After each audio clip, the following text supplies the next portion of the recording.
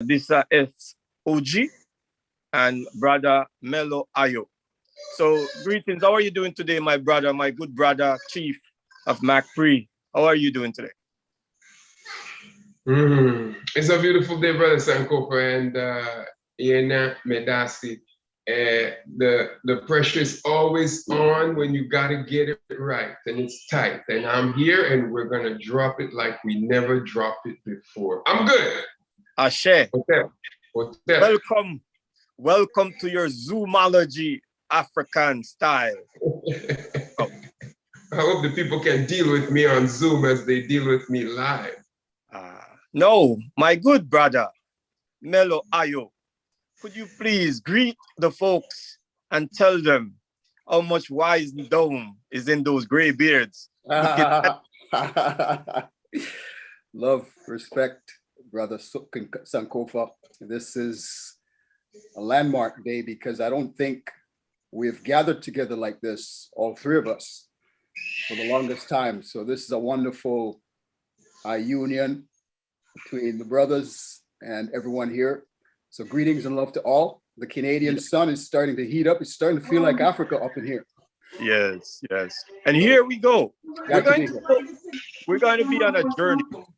And so the journey is interaction between the continent, Ghana, in Canada, and a global connection. So, Brother Oji, let's start with the journey. There is a place that you were born. Tell us about your reflections and recollections of that red dirt place in Jamdong. Well, Sankofa, I'm from the so-called backwoods rural village district of Richpen. Some say Ridgepen, but we say Richpen, St. Elizabeth, Jamaica. And all Richpenites tuning in, I, Brother Oji, say, one up. I recollect the rainy days when us as children used to go out and splash in the sun and mud, remembering the beauty.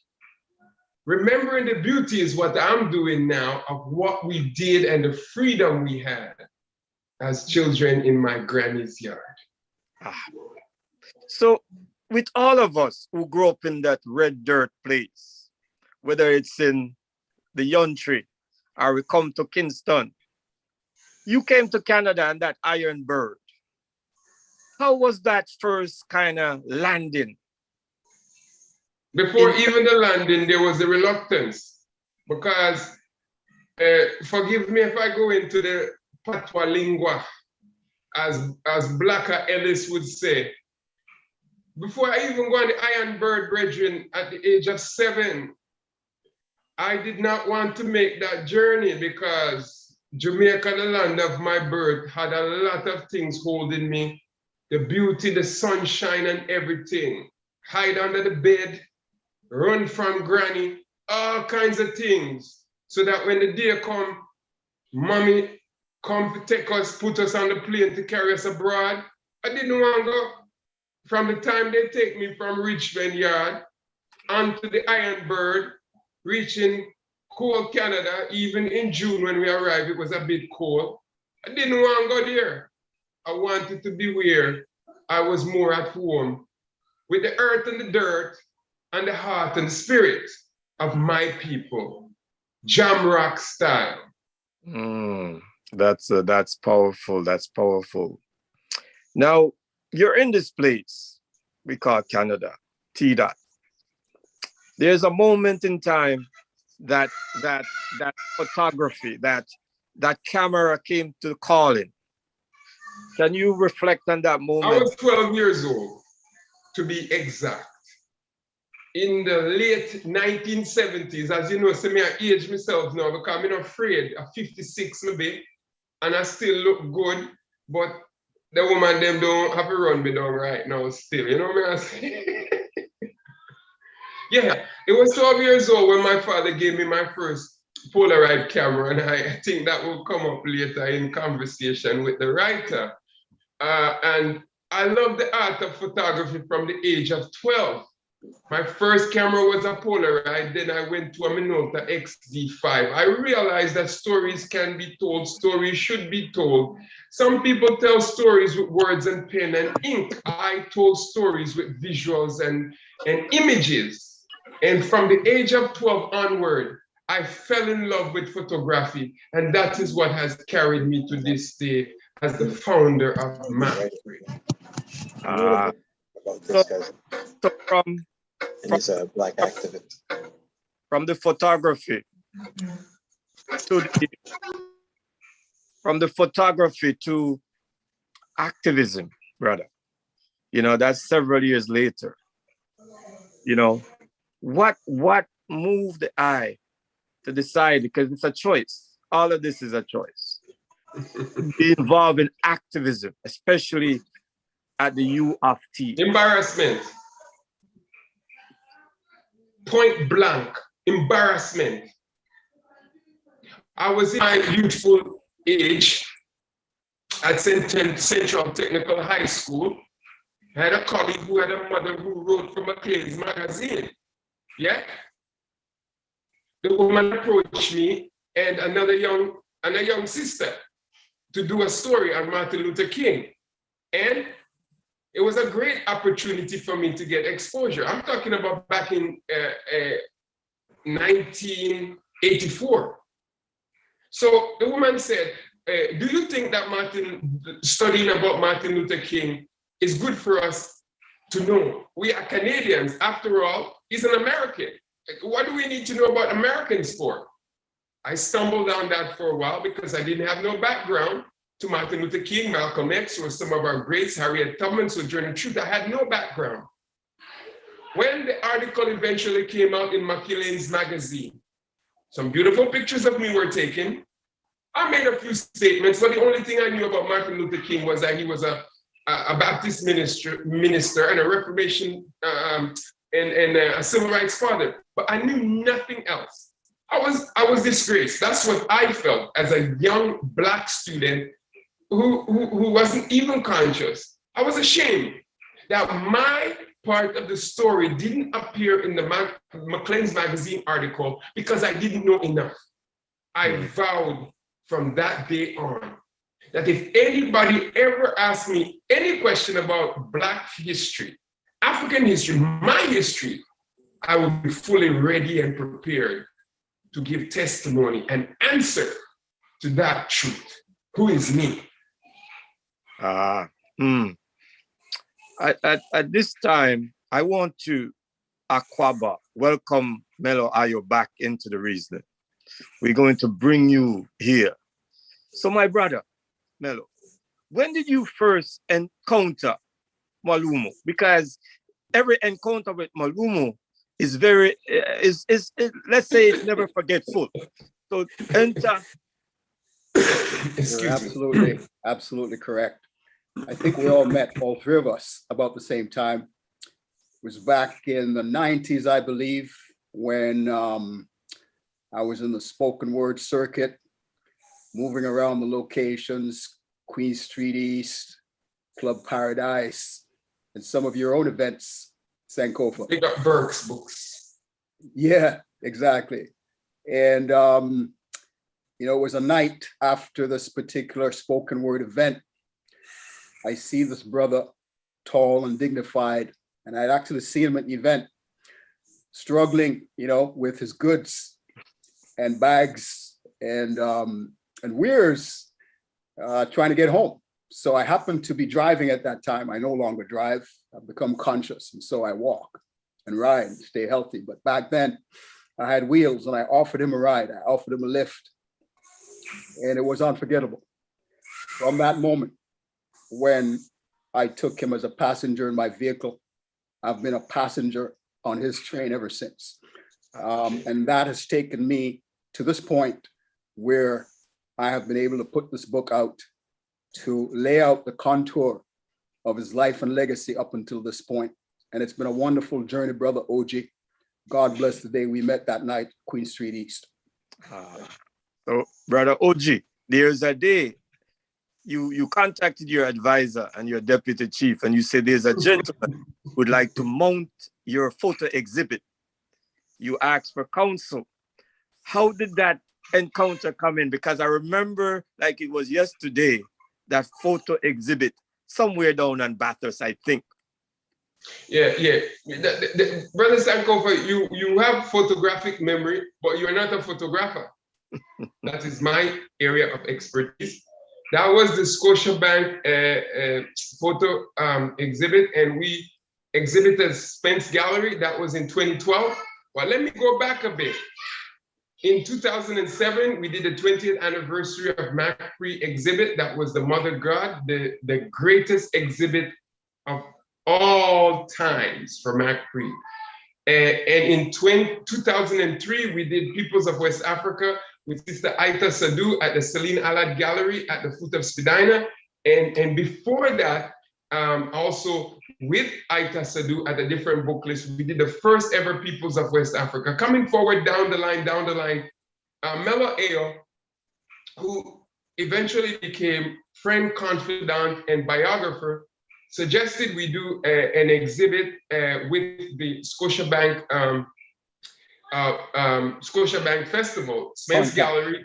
The sister who owned the gallery is Spence. Her name is Spence. I think Joan, I'm not sure. Mello can correct me.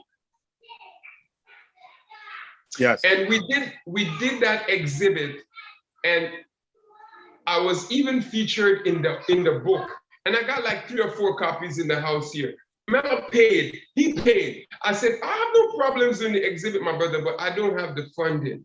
We did the exhibit, we made a pretty decent amount of money. Not money we can cry and we can go home and say that we are rich, but we covered quite a bit of our expenses, and a few of our pieces went for a significant amount. And this showed me something that has stayed with me today, that this brother here was prepared at that time and henceforth and forevermore to invest his dollars to maximize my name and my value for community and personal benefit. And I think that's important. Ujima should not just be about the collective and the individuals who make up the collective must also be able to eat. So Brother Oji, I let me say this, and I'll say it without any type of apology to you. This idea of a book is not the first time. It happened before Brother Mello. Now, you're not an easy man to write about. You're not the easy man to write about. I want you to tell me, set this up because I'm going to Mel right after. How did it move from another brother and transition where Mello said, I want to take this on? Good. If I get it wrong, Mello will correct me. But here is how I drop it.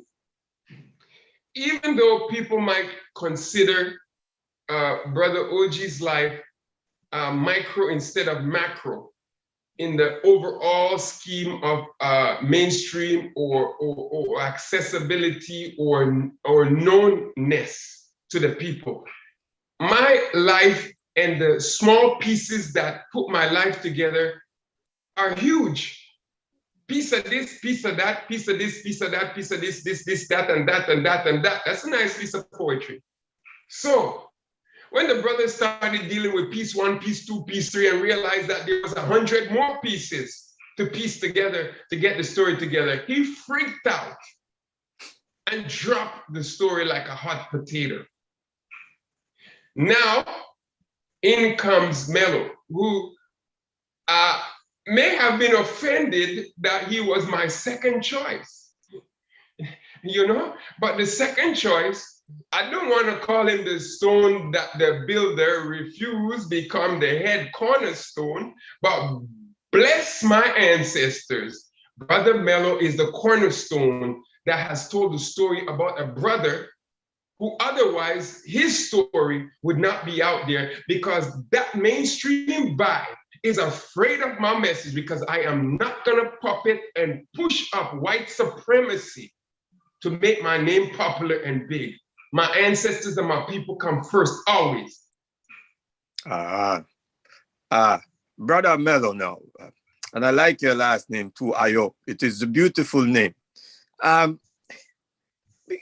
what was in your mind space that you say you want to do this? And were you prepared? Because sometimes it might look good to say it. Tell us how that thing happened, my brother. Yeah, I feel very strongly about this, Brother Sankofa. And thank you, Brother OJ, for your reminiscence, your love, and your passion. It is what really attracted me to your work, your legacy. And you're a model and an example, not just for me, but for many others. And so I was very moved when I was asked to do this. And yeah, I felt a way that I was, like a second fiddle brought in because the other guy flaked out. But nonetheless, I saw it as an honor and a privilege to take on this task. And it was daunting. It was daunting to the point, and let me say this, Brother OJ asked me to be his official biographer. That was the term. That was the understanding. And it was daunting. And I likewise could have buckled under the weight and volume of information, the breadth and depth of it that was coming to me day by day, month by month, year by year. You got to understand that he shared everything with me.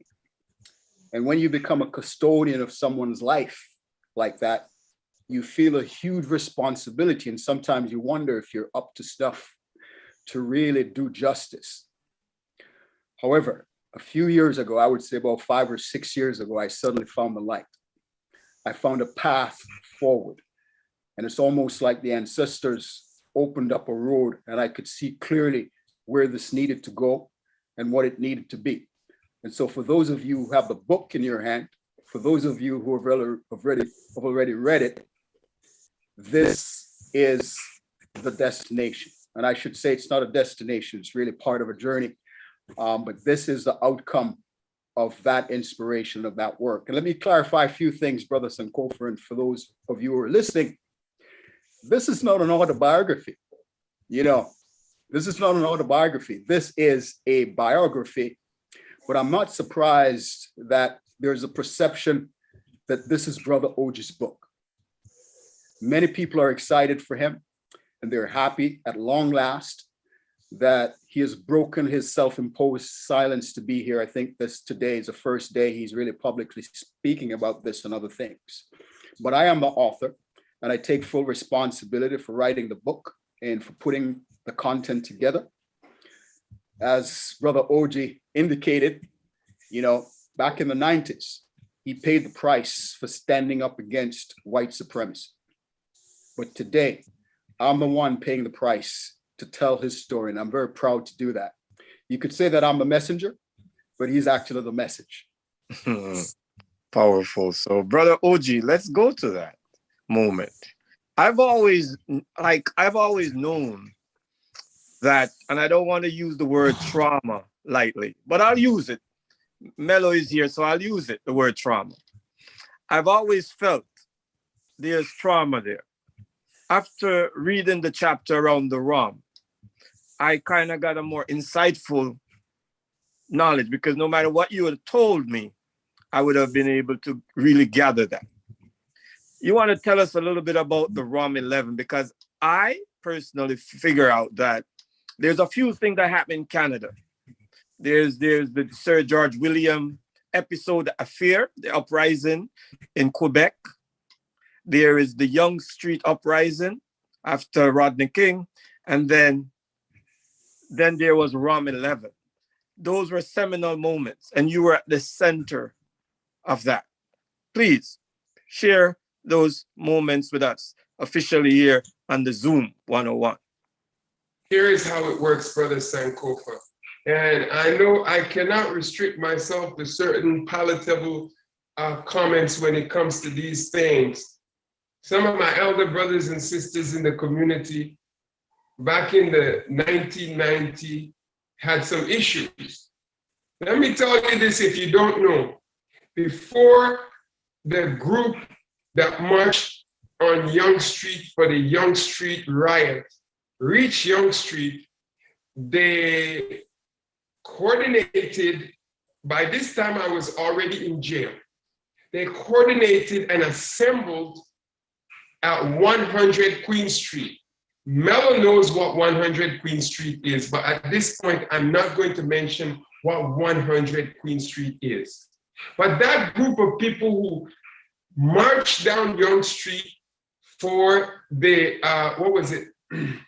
My bad, maybe it's 1990 or 92. Yeah, 90. I was in jail, 92, I was in jail. Yeah, so they marched past that area, made their way down to Young Street. They had included the challenge against the ROM in their protest. But I noticed when people speak about the so-called Young Street riot, they don't mention the brother who was sent all the way to Sarnia, away from his family, to be incarcerated because they believed that if he was in Toronto during the time of the Young Street riot, he would have influenced it. The Young Street riot, the Marlon Neal situation, the ROM situation, all of those things going on were all connected and intertwined. But there are some revisionists in the history who choose to take the fact that the ROM challenge was a major impetus that around addressing things needed. There's no problem people getting up and challenging and speaking against police brutality and all that happens every day. But what we did at the ROM was unprecedented. Add the unprecedented with the everyday Black people. So, Brother OG, we having some of that issue back there. So what I'm gonna ask Mello to do, right, is to I can fill some blanks. I can fill some blanks. Brother OG. There may be some people on the call who are not aware of the background or the details of what Brother OG is talking about. Of course, we'd love you to buy the book and you'll find out. But racism and injustice occur in urban streets as well as in corporate white-collar institutions. It also occurs in academic and intellectual institutions. And the ROM back then was a pinnacle of white supremacy. And spanning the late 1980s, which is what Brother OG is talking about. Has it changed? Well, that's open to conversation. Toronto experienced a groundswell of race-based grievances, and that's what OG was referring to. And one of those watershed moments was the student-led protest against the Royal Ontario Museum, otherwise known then as the racist Ontario Museum, that was triggered by a controversial exhibit ominously entitled Into the Heart of Africa.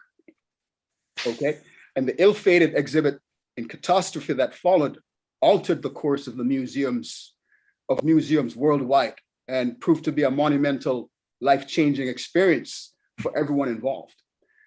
But for OG, as one of the main protagonists, he was the only one to be charged, arrested, and incarcerated for his monumental opposition to this exhibit.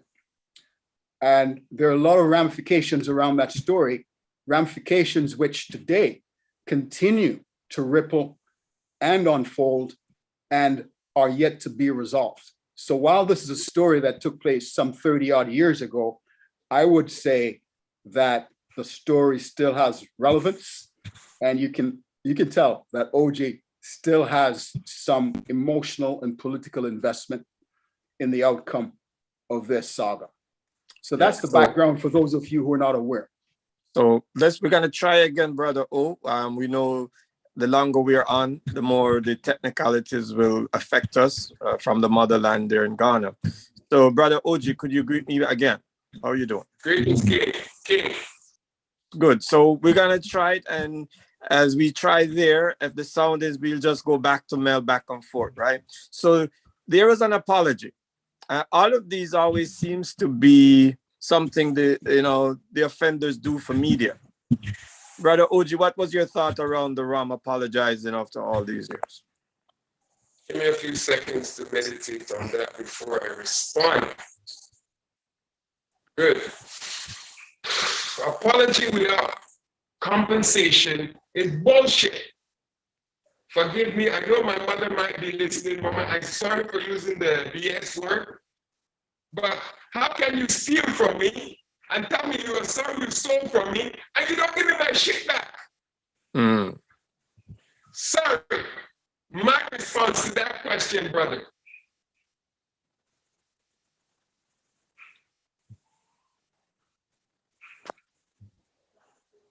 While we're having a little bit of technicalities, Mello, you had that chapter in the book as well.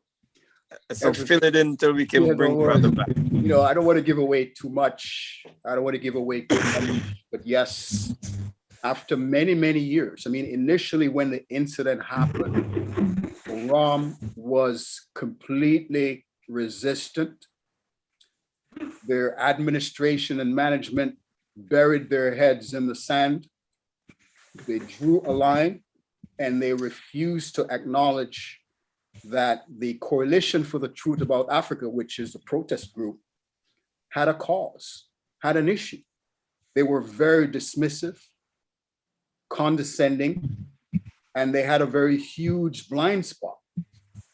So fast forward about 10, 15 years, maybe 20, they finally decided to change their orientation and apologize.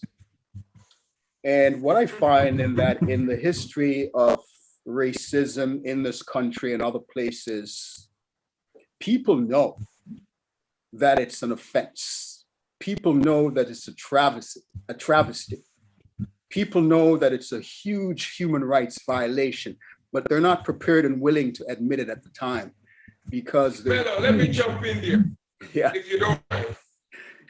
Spike Lee production company is called 40 Acres and a Mule. That's what the enslaved Africans were offered on emancipation in America. 40 acres and a mule. They didn't get no 40 acres and a mule. Me and you and Brother Sankofa, we and our people come from the Caribbean. When they gave us emancipation in the Caribbean, Jamaica in particular, 1834, 38 going, the slave masters were compensated for the loss of their property, i.e., they were compensated for the fact that they were no longer able to treat African people as chattel and enslave us and work us, can't see day, can't see night to work and make their sugar plantations and their cotton plantations powerful.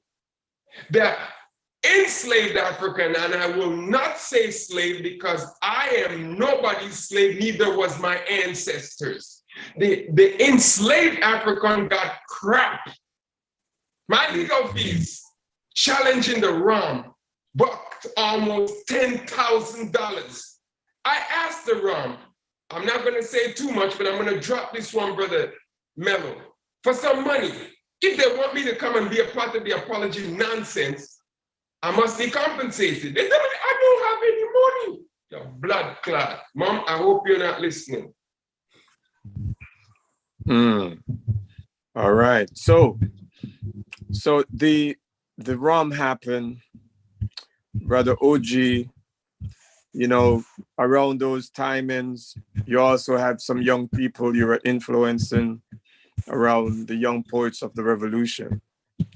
Tell us about those times, those recollections. 91 September. That was the time. I made a trip to Ottawa. I met Minister Faust. I met Eddie, the original one. I met Annex Akum, now brother Nkrumah. And I also met the prolific Only the Haitian Sensation.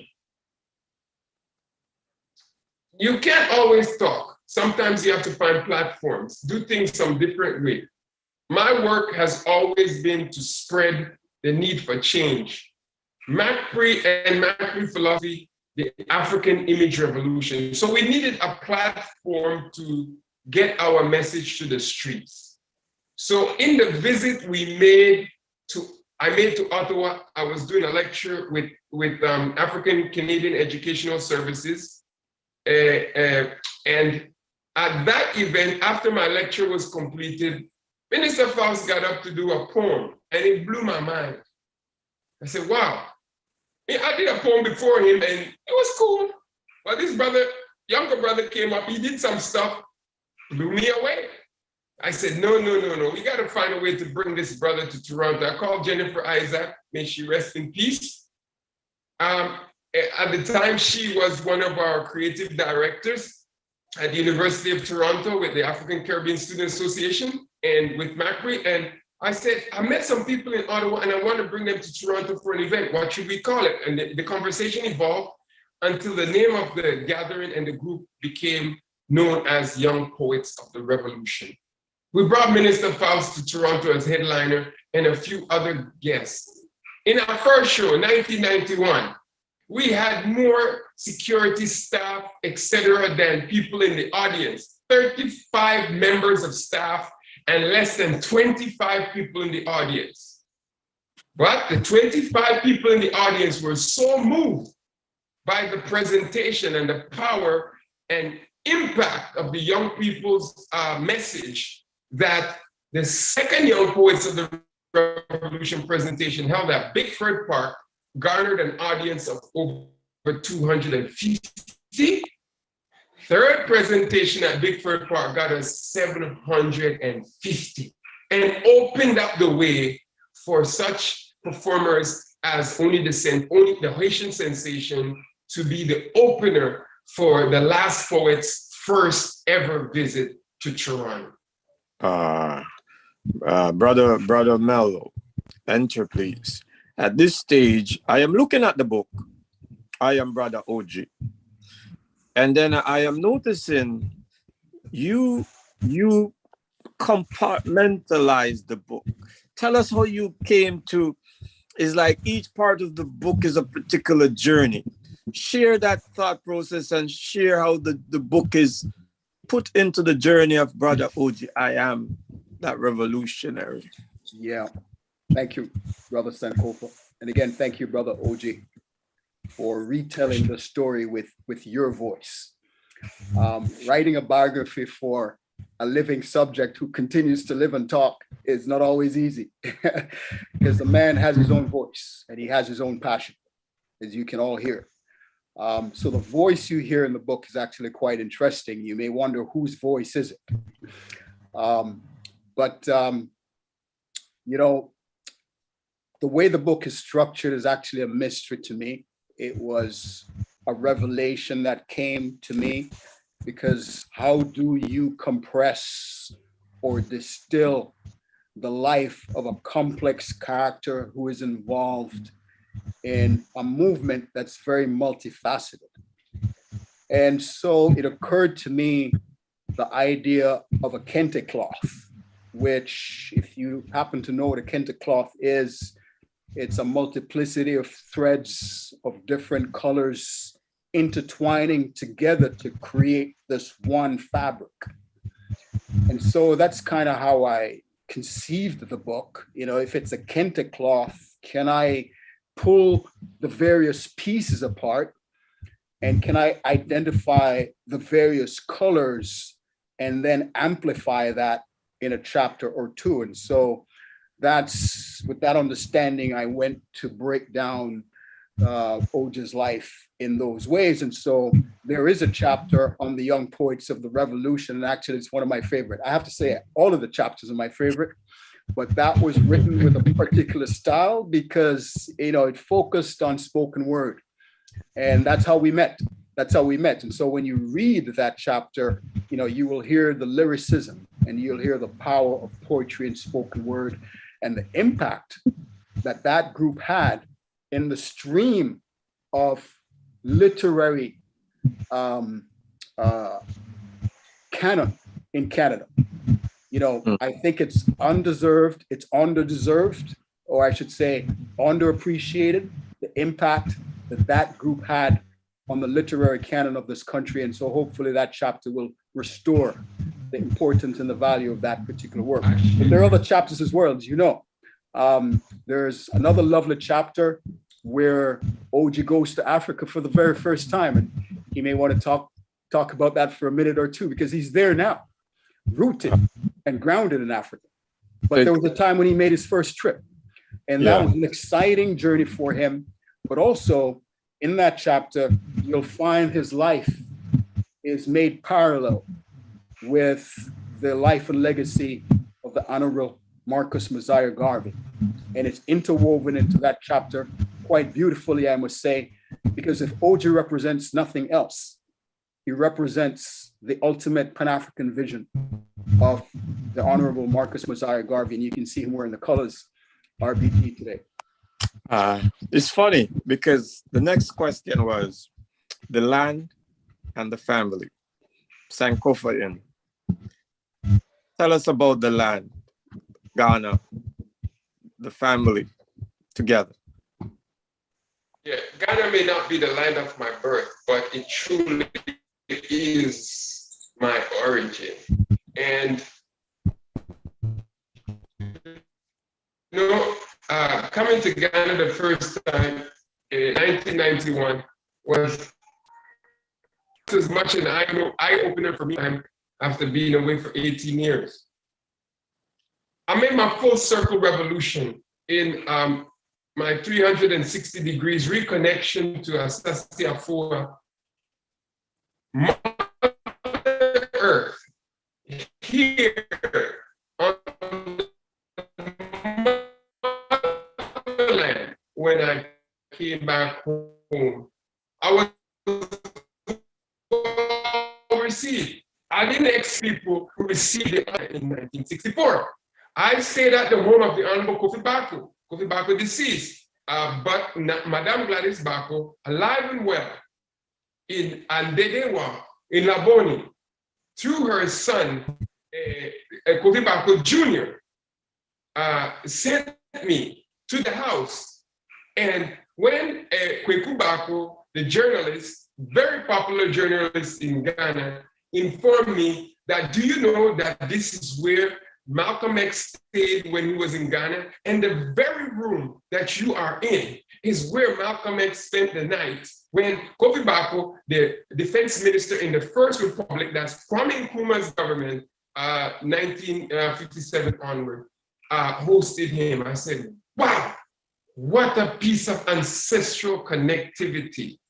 When my firstborn was born, on that blessed day, January 21st, 2006. Yeah, my memory slips me a bit. I married 2007 on that same day, but 2006 is when my firstborn came into the world. Me and Brother Yao were walking down Palm Wine Junction on the way to the hospital to check my wife and my baby girl. And I heard the song blaring on this all over.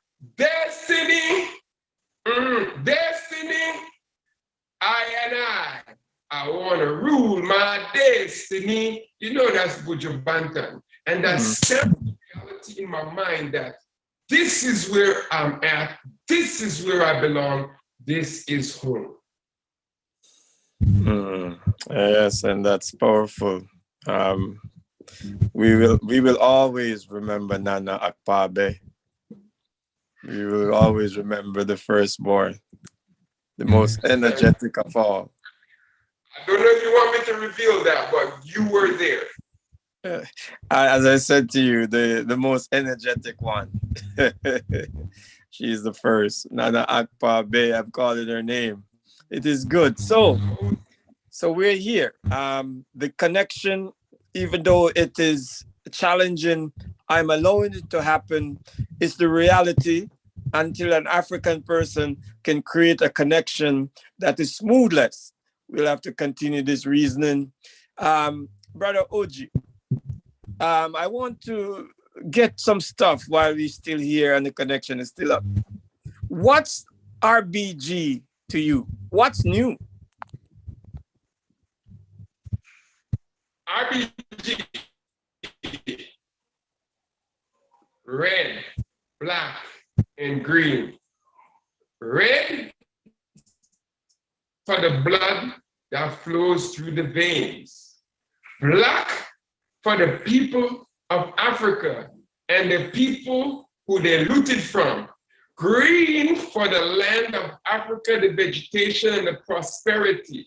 Marcus Garvey gave us the red, black, and green 102 years ago. August 13th will be 102 years ago.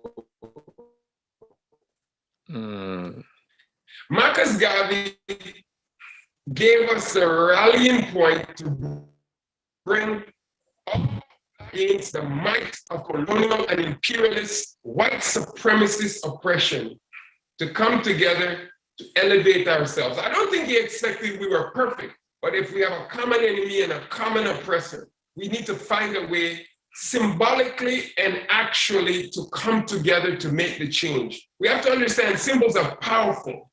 Every nation has a flag. Every nation has a motto. We as scattered diasporans, as scattered African people, did not have any unifying symbols to bring us together to promote our cause of liberation, progression, evolution, and development. So when the Honorable Marcus Garvey came on the scene and brought us the red, black, and green flag, simplified in the modern language of social media, #RBG. When he gave us those colors, he gave us a symbolism that we can rally around. And the music and the musicians tell us, rally around the red, rally around the gold, rally around the black and green. Of course, they added the gold because the Rastas are the one pushing it.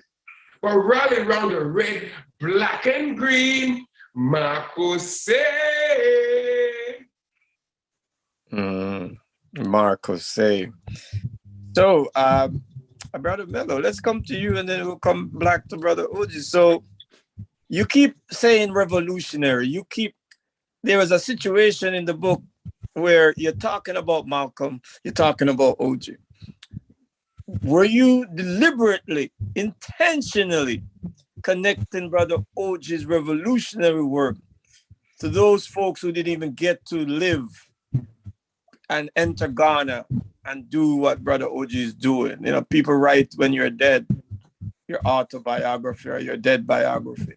See, that's really the crux of this book, this revolutionary ethos that Brother OJ represents and carries on in his life and work.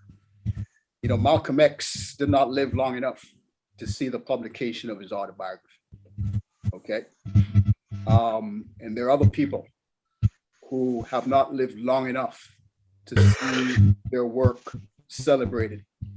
And that is why it's important for us today, where we have a Pan-African young warrior, a warrior king who continues to live and breathe and continues to persist. I mean, you hear him call for racial justice, African liberation, and human rights. He's part of that chain of revolutionaries. And so it was important to place him within that lineage.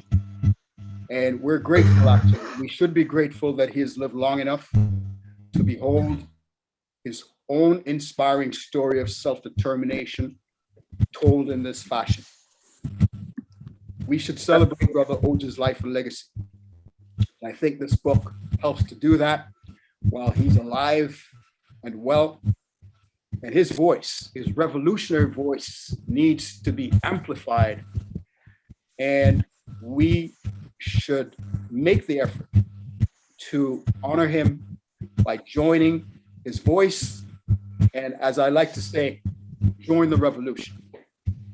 So that's the context in which this revolution I speak about occurs, Brother Sankofa, and I hope that other people can identify with it and will engage with it.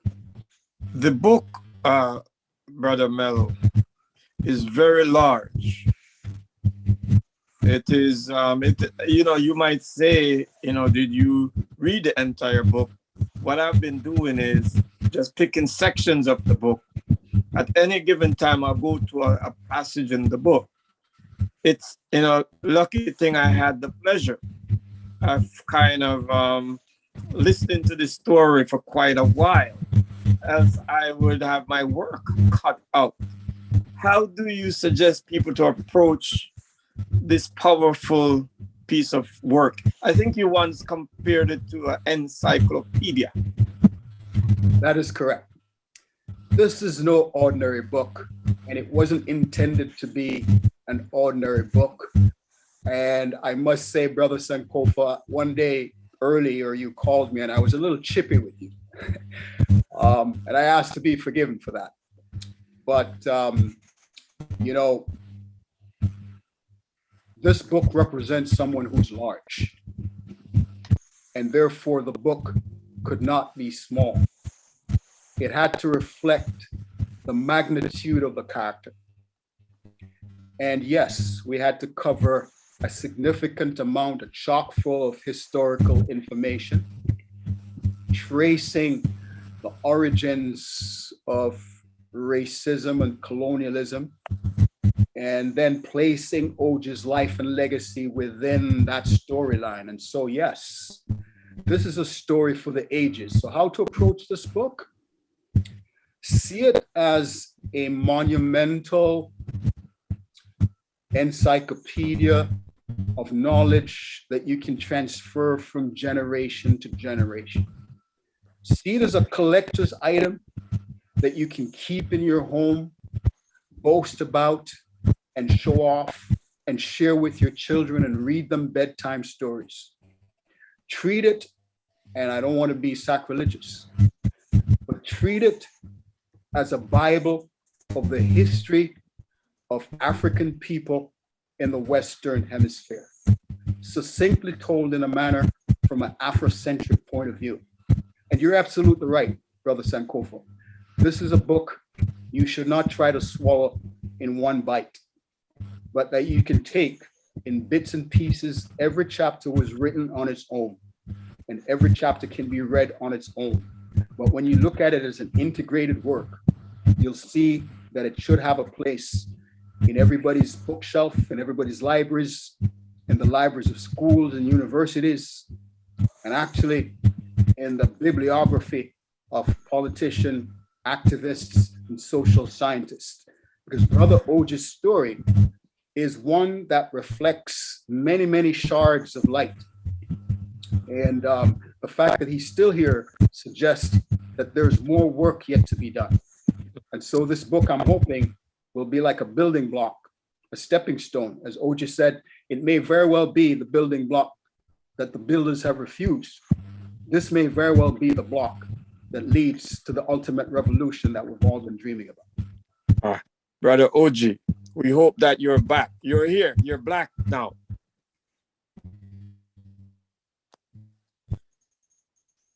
Brother Oji. Nothing other than black.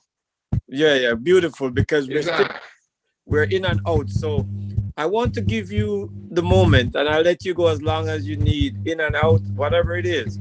You had an announcement you wanted to make to the entire universe. But Brother Sankofa, I don't have to announce that I'm still a handsome brother, eh? That one is easily understood. Yeah.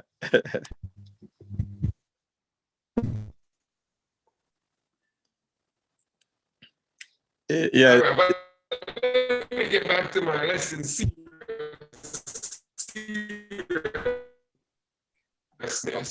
Brother Sankofa, there's a suggestion. There's a Some suggestion. great things happening. If Brother We are Oji, in the process of making some. Go ahead. yeah, I'm saying, Brother Yes, Oji, Brother Mello, I'm hearing you. there's a technical suggestion I don't like it Yeah. particularly, but there's a technical suggestion that if you turn your video off, your audio will work much better. So for this important announcement, perhaps you might want to just turn your video off and allow your voice to deliver this message. That's a good suggestion.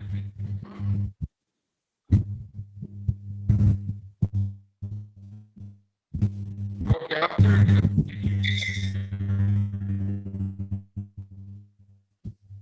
Can you hear me?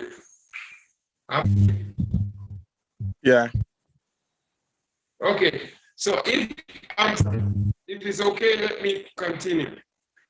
There are a couple of things, but the most significant one of them all is that on the 19th of January, East Africa, the African premiere of African Ridiculous Mosiah Garvey, and I, Brother OG, has been chosen by Black Star Line Films in America to go to Tanzania to represent the film for its Africa premiere. It is huge for me. The producer himself could have gone, but he has chosen to send his junior brother as his surrogate in honor to Tanzania to represent the Africa premiere of his Marcus Garvey documentary. What a great honor for Garvey, son of the soil, living here in Africa, to make that journey and be represented. Wow. That's a powerful. And maybe Mello, you can jump in here. Tanzania, is one of those places where Mwalimu Julius Nyerere, pioneered certain works, and he was part of that Nkrumah Pan-Africanist movement on the continent.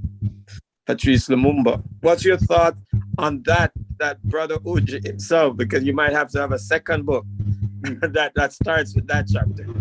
That is true. I say to people, this is volume 1. This is, you may say, OG's first act, but there's so many others to follow, and there's even an act, or I should say, his life and legacy that's currently unfolding. So his participation in this project is huge. And while this is not featured in the book, the relationship that he's had with his brother, with these films, these pioneering documentary films, are documented in the book. And so, yes, there's room for further volumes. As to who will write that, I don't know. But, it's important to understand that right now, the book is being circulated within a niche of OG's close friends and family and circle of associates in the African diaspora here in Toronto, Jamaica, and Africa. However, his story needs to reach a broader international audience, and placing him among the stream of Pan-African liberation thought and the impact that he's had on our contemporary reality, I think that's going to be important. And so, yeah, we can connect the dots to all of these characters and personalities throughout the world who have played a role in this. And, there's a strong sense of possessiveness about Brother Oge's life and legacy. I mean, he's a cultural asset to our community, and people have a right to feel that he needs to be preserved and cherished. But he belongs to the world. His story belongs to the world. And so I had to position him in the book in a way that allow other people to appreciate and connect with who he is and what he has done. And I've used at least 3 devices in order to do that. First of all, I started with the ROM incident, which is, you could say, dramatic. And it's sort of a launching pad from which to begin to tell his story. A lot of people can connect with that. I also use the idea of the Kente cloth, which I mentioned before, which contextualize his life and work. But finally, I'd like you all to appreciate that his story is universal. His story is universal. I mean, he's our own Black Panther, you know, he's a hero, but he's also human. And so in the book, you'll see that he cries and that he sheds tears, that he has emotions that are strong, that he was born to a caring and close-knit family, including his brother with whom he's partnering right now, and that he has dreams and hopes and aspirations, and that he's a family man in his own right with a caring, loving wife and very beautiful children. And these are all things that people probably don't appreciate about him, but which I've had the privilege of coming to know. And I think once you read the book, you'll start to start to peel back some of that irascibility and animated passion that Oji brings to the table. He's fully human. Yeah. Also, Well, he's a hero. yeah. So, like, Mel, don't go yet. Like all things, Brother Oji is a controversial figure. So my most controversial part now is this. And Mello, you could answer it. Brother Oji could jump in. There's a controversy around the price of the book. Some people said, we need to have it for the regular people. Some people said, doesn't matter. What do you have to say about the controversial thing? And we couldn't do an interview without controversy. Brother Oji is controversy himself. And you can jump in anytime, but Mel, take it away first. You're absolutely right. What would this be without controversy? Had to be some controversy. So let's have controversy. Like I said, the book reflects the main character, and he's a walking controversial figure. But with respect to the price, I do apologize. I'm a man of the people, and I believe this book should be accessible to all. However, this was an out-of-pocket investment that required huge sacrifices. And also, I wanted to create a book that was a masterpiece. And masterpieces in this environment in which we live, where profit is a major motivating factor, is not easy to come by with small change. And so this masterpiece, especially the hardcover version of the book, is a collector's item. And ask Oji, any one of his premier collector's item is going to be priced. And this book, similarly, at the paperback, or at least at the hardback level, it's going to be priced. But for those who would like to have a much more accessible version, the e-version certainly is more accessible price-wise. And I'm hoping that the masses will be able to access this work by that means. And as the years go by, maybe there may be other versions of the book that may not be as expensive. Maybe there'll be other formats to tell the story. I'm thinking perhaps of an audiobook. And who knows, there may also be other spin-offs, such as a film or a documentary film that would allow other people to come into this experience. Mello, so that's my comment. That's my comment on that. Mello, as long as Brother Oji don't play himself, no. Brother Oji, what's going on? You're back? Let's hear you again.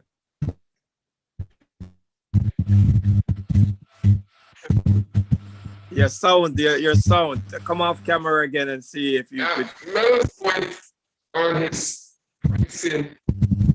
I'll do that.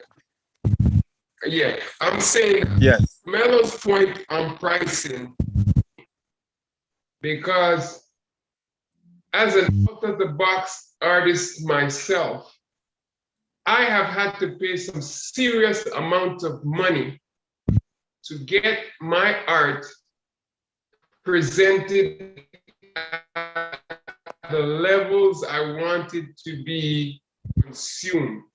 So if I want it to be cheap, I spend $2 and I sell it for $5. But if I want it to be top notch,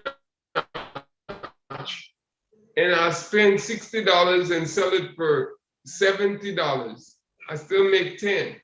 The point is this as well. Brother Mello also made the point that a lot of people are claiming ownership, cultural and community ownership to the person of Brother OG. Let me remind you, Brother Sankofa, that in 1992, I'm not going to say it all, when I was incarcerated and had to pay legal fees and had to get money and I had to get people to put up their properties and their business to get me out on bail. I'm still waiting to hear where the people who are claiming that they got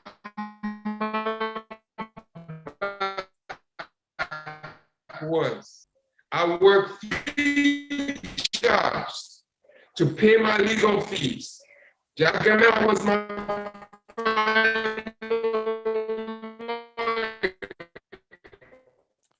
I paid him more than $7,500 to come for free. I say, when the African enslaved received emancipation in the United States of America, in the Caribbean, they compensated them nothing because all they saw the enslaved was property. But the Britishers and the colonizers had to be compensated by their governments and their people, and we got nothing. So when you ask me to come and sit at your table and you eat some vegetarian food and you throw the crap on the floor for me to eat, I'll say, no. You get off the space, make space for me. I eat equal. My legal fees were paid all by myself. So where is the people claiming me now? They still have an opportunity to make good by saying, Brother OG, you suffered, you still suffer because of the decisions you made. Let's put together a program and an activity or just a purse and give you this $5,000, $6,000, $7,000 and say, this is our thank you for what you've done out of your own pocket to defend us forward. Maybe I can use some of that money to get Mello to reduce the cost of his book. But at this point, if the brother is going to sacrifice his own personal money to get my story out there, what am I going to say to him? Lower the price? No, I can't do that. Mm-hmm. So thanks for jumping to my defense, Brother OG. Love. What I'd say also, Brother Sankofa, is there's a chapter in the book called The New Revolution, where I outline Brother OG's various business enterprising endeavors. And it's a lot. It's a lot. And I would suggest to anyone who is interested in supporting the cause of the New Revolution to patronize Brother OG's business lines. Each home should have an Awari game board in it. Each home should have one of his iconic photographs as well. And each organization and agency who is interested in honoring and awarding Black African people for their work should subscribe to his Made in Africa Awards. We're giving out awards to people that are made of non-African material, that are made by non-Africans. How about giving awards to African people by Made in Africa Awards made by Africans? This is a Brother OG initiative. This is part of the New Revolution. And I would suggest, if you want to support Brother OG, forget the book if you don't want to get the book, but at least support this brother's various enterprises that are Pan-African in nature. And this book, I should say also, was written in the spirit of Marcus Mosiah Garvey, who said, if you cannot find a job, make a job. Mm. And if you can't find a publisher and somebody willing to support your vision, support it yourself. And that's exactly what I did. And I'm quite proud of it. And I hope that all of you listening today will rally and join the revolution.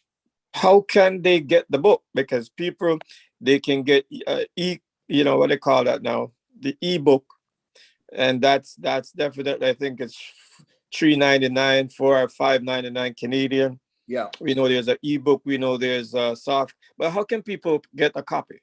Yeah. Thanks for asking. And this brings me to Sean and Knowledge Bookstore. Thank you very much for featuring this book in your lineup and for making it available to your customers and readers. So I would say, go to Sean, go to Knowledge, go to the website and buy the book through there. Just like how we're using Zoom today, Sankofa, which really is not ours, but we're using it as a vehicle to communicate and unite and be in solidarity. Likewise, I had to subscribe to a publishing platform that is not really ours. It's based in the United States. And so, yes, there's a markup. There's a markup here and there's shipping involved. And so that's padding the price. Yeah. It's a learning experience for me. It's a learning experience for all of us, but I'm hoping that one day we will collectively have the ability to publish our own works. And I look forward to that day and I look forward to participating in that. But you can get the book online. I will put it in the chat for those of you who are interested. It's also available at Amazon, Barnes & Noble, and there's another independent bookstore that picked this up down in Washington, D.C., which is quite interesting. I think it's also called Sankofa Bookstore. So there you go. And slowly, I think more and more bookstores, more and more independent bookstores, I call them progressive bookstores, are getting online, and more I'll try to make sure that this book is showing up in various places. I want this to be an unconventional experience. I'll give you an example. Oji mentioned about the bail. There's a story about how he was bailed. And there's a woman who was very instrumental in making that happen. And she actually owns the Caribbean grocery store down there in Kensington. And I have endeavored to make sure that if somebody walks in the Caribbean corner store down there in Kensington, they'll see the book. They'll see a poster advertising the book, and they'll be able to grab one there if they so choose. So it's these unorthodox, out of the box methodology that I'd like to employ to ensure that this book has a revolutionary journey. But I'm sure OJ has his own ideas, but that's as far as I can say today right now to you. And and I think the most powerful thing is that's here. Everything else we could always negotiate, renegotiate, have different ways, like getting people out. Sometimes we could even two people could even purchase a copy. There's many ways for us to support Brother OJ. Brother OJ, you want to unmute as we are going to be wrapping up shortly? Because we know that our Zoomology worked hard overtime from Africa today. You can hear me, Brother Sankofa? Yes, but we have you in and out, so we want you to come in now. You want me to come to a picture or you like this?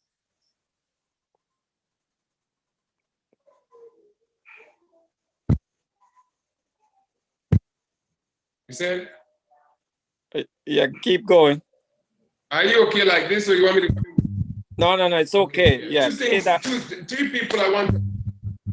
Yeah, three people I wish to acknowledge right now, brothers. Many people I should acknowledge, but the first and foremost, I want to acknowledge my mother, Geraldine Scarlett, my biggest fan and supporter all these years. She may not always understand the trajectory of her son's evolution and development, but she has always been by my side. I wish to also acknowledge Brother Sean and the family at Knowledge Bookstore for making this my first Zoom interview possible. I'm not down with Zoom, but I'm Zooming right now and I have a fun experience. And thirdly, that little old lady from Kensington Market, whose name I won't call, you have to read the book to know who she is. But my community didn't rally behind me for defending the community. It was a little non-political sister who knew my value, who put up her business and house to get me out of jail on bail pending appeal. The rest of it is history. I lift my hands and my heart to that woman for the rest of my life, or I could have rotted.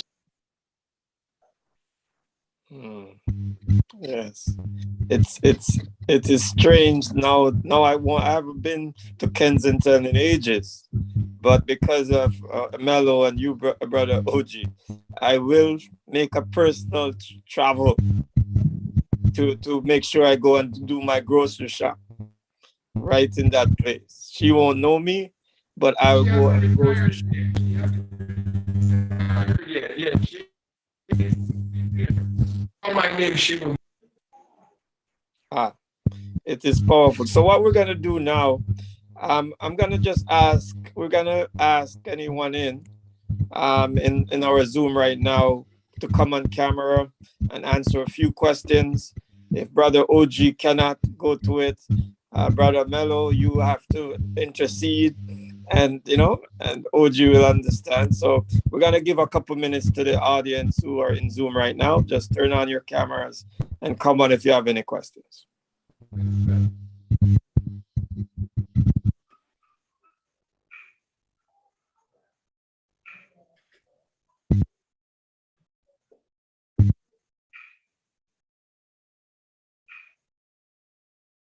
Oh, by the way, I see some of my own folks coming out to support me. Thank you very much for being on the call. Certainly warms my heart and emboldens my vision. Thank you. Beautiful. So, do we have Mr. Genus? Dwayne, you wanna unmutify it and you have a question? Thank you, Brother Sankofa. It is an honor to meet you. And I'm here on behalf of my brother Mello, who had invited me. Thank you for that invitation. Brother OG, so I really am appreciative of your work and your legacy. I would say my parents are Jamaican. I was born here in Canada.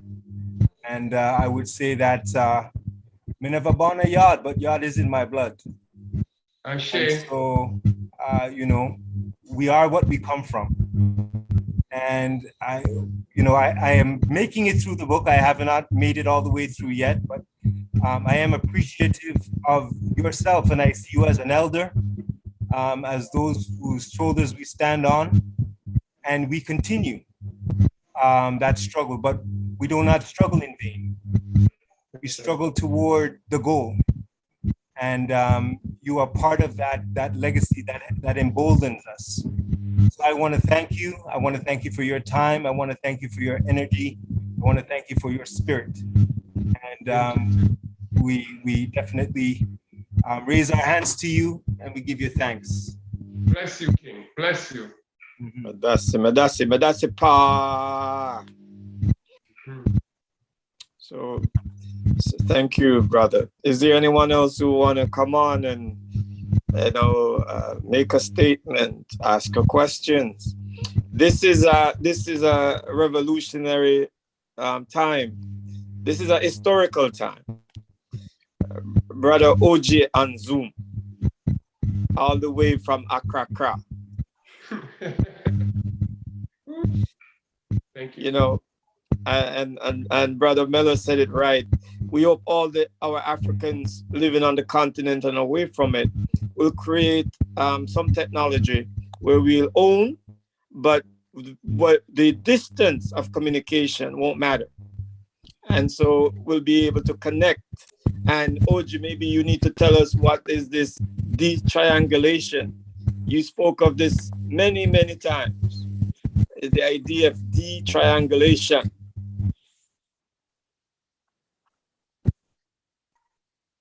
Well, like we are driven, if you can hear me. Yes. Like we are driven by images and symbols. We are also driven by concepts. If you want people to understand something quick and simple, you want it to be like a book for them to unroll the pages simply and put on the pages their own words. You have to come up with deep concepts that are unravelable. So the triangular trade was a system that brought Africans from the continent to the so-called New World to plant cotton and sugar and tobacco, to make money, to send the raw materials back to England to be, or the so-called metropolis, to be refined and sold, made into chocolates in terms of sugar and other things. And that money that was garnered from the sugar, from sugarcane to sugar to chocolates and so forth, fueled the Industrial Revolution that made Europe powerful. So the triangular trade involved the enslavement of Africans, taking the Africans from the continent to the Caribbean, the Americas, and so forth, to plant the goods that would make the money in England. So the 3 points on that trade route, from Africa, the Africans, to the Caribbean, the products to England, fueled the Industrial Revolution, and you just kept on tracing that triangular pattern. So it was called the triangular trade. The de-triangulation of Africa is a process by which we sankofa, return and reclaim. But we don't only return and reclaim, we return and give back.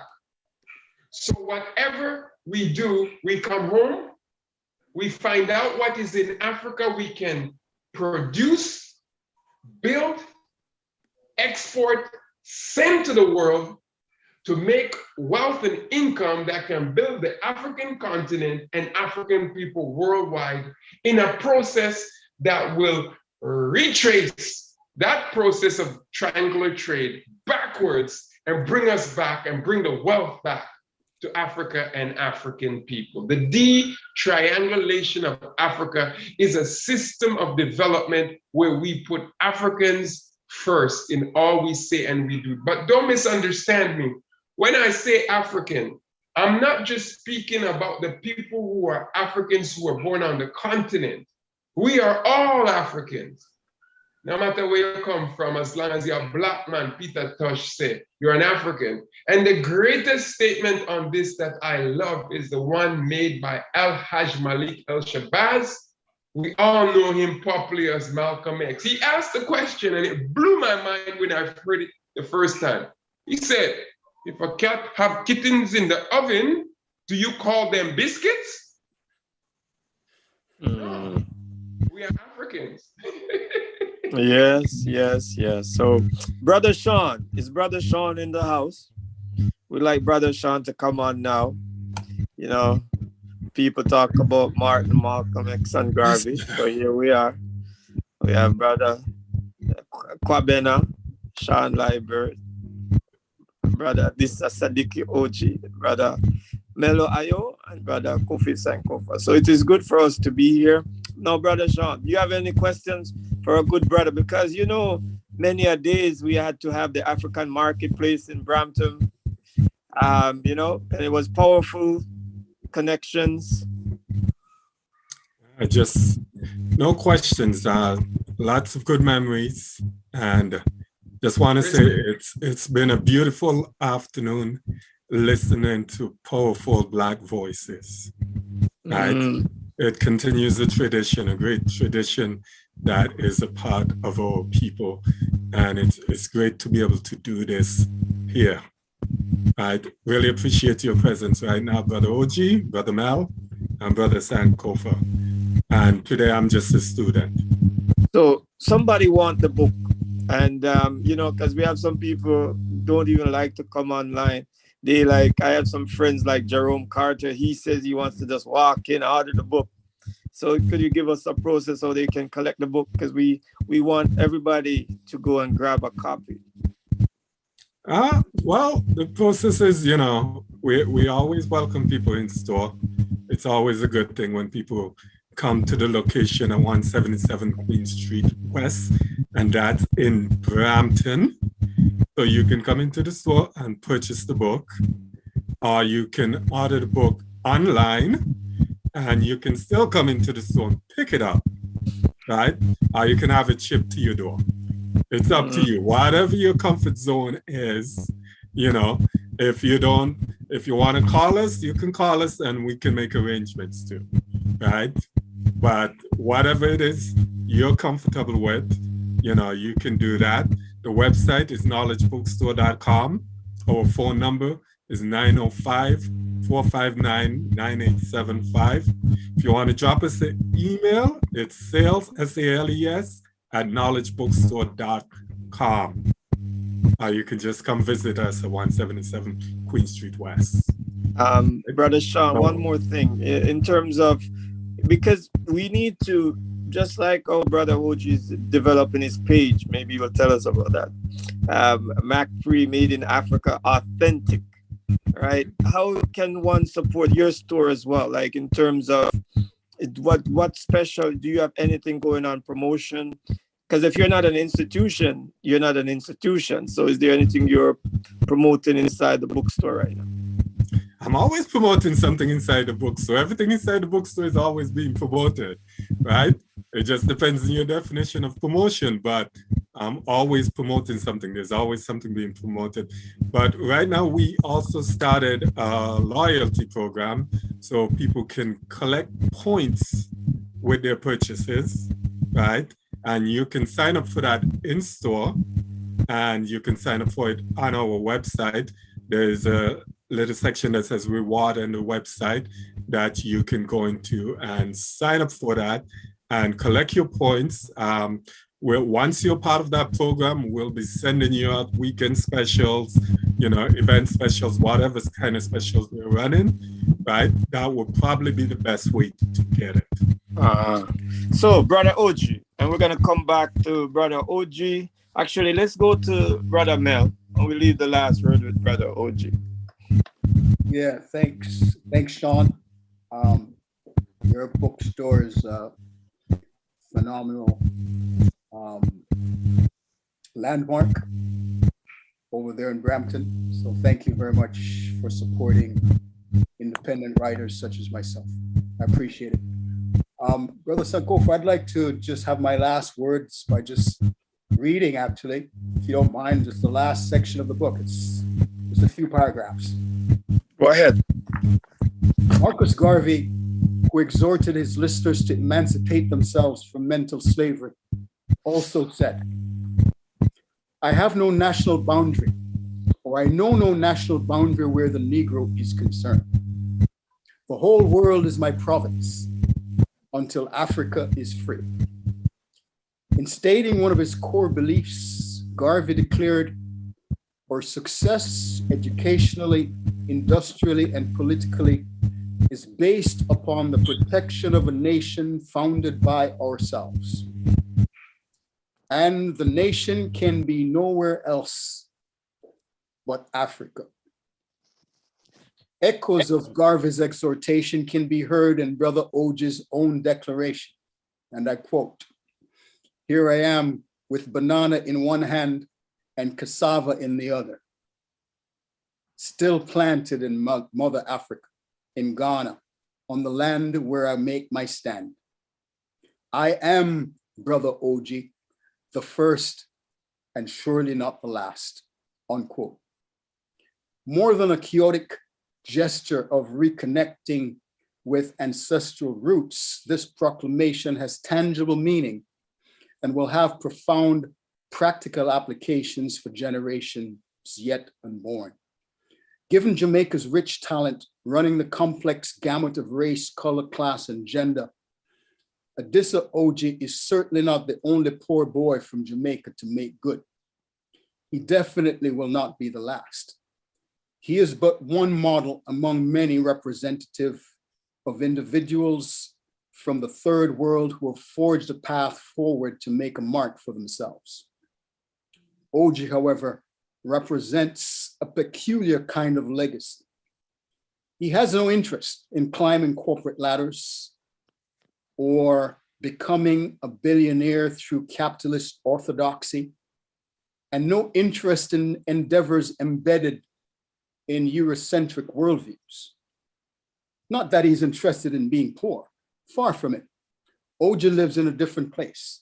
He's a teacher, educator, an entrepreneur with an uncommon mission. He's decidedly Pan-African, keen on fundamentally changing the status quo, not playing up to it. He is, for better or for worse, set on instigating a revolution, serious about the restoration and preservation of African pride, history, culture, and self-efficacy. His definition of success is not measured by individual self-seeking achievements, but by the degree to which he honors the legacy of his ancestry by contributing to the wider community within which he finds himself. And so we look forward. We look forward with anticipation to his next iteration. In closing, we esteem the dreamer and his dream, and all those who dream with him. According to Brother OG, the dreamer will never die. There will always be one whose sole purpose is to dream the impossible. And in the infiniteness of the universe, we call this collective soul the dreamer, a wonder of the earth in search of tomorrow. Anything he touches with his bare hands grows and flourishes. And if I may add, Brother OG, anything the dreamer touches becomes the roots, the rock, and the revolution to buoy many wanderers for generations to come. Because you can jail a revolutionary, but you cannot jail a revolution. Thank you, Sankofa. Thank you, Brother OG. Thank you, Sean. Thank you all for being here with us this special afternoon. And that's my final word. Madasi pa. Brother OG, unmutified yourself. What's the word you want to say this lovely day in the continent, in Ghana? Brother Sankofa, it's been a minute. You might want to come off camera again. Since I've been in Canada, December. Yes, sir. Yes, go ahead. Brother Sankofa, I said I was in Canada. I left December 2019. And I'm not saying I don't miss my mother and my siblings and yourself and my people there. But what a blessing it is to be stranded in the land of vocabulary with my people because of this thing called coronavirus. Mm-hmm.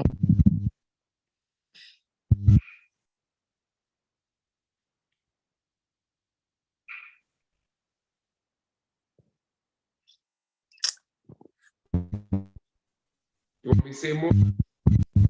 No, I think we want to thank you. I know you're very prolific on the social medium. I know that you have created a page to continue the work and the support. And there's one thing I've learned over the years from Brother OG. You know, he's one of those original persons that said, "I'm not care for likes."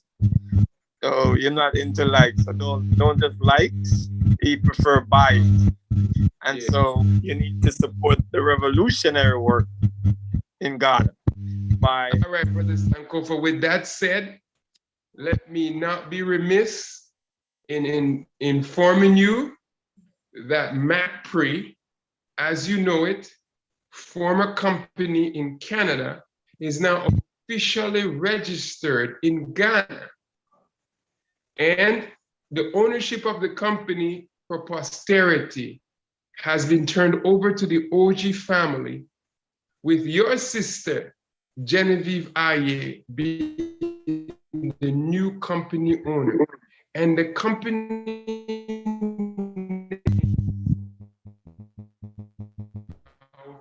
MacPre Africa. We are an Africa company in Canada. The MacPre name and brand now resides in the home of our ancestors. And for that, I say 3 cheers for Marcus Garvey, because he is the one, the main teacher leader who has led us home. Ashe, Ashe, Ashe. As we head out, Brother O, I mean, we should definitely do this again. But we'd also like you to come anytime and revisit us back over this black side of the world. Brother Sean, before we head out, who is in the spotlight 2 weeks from now?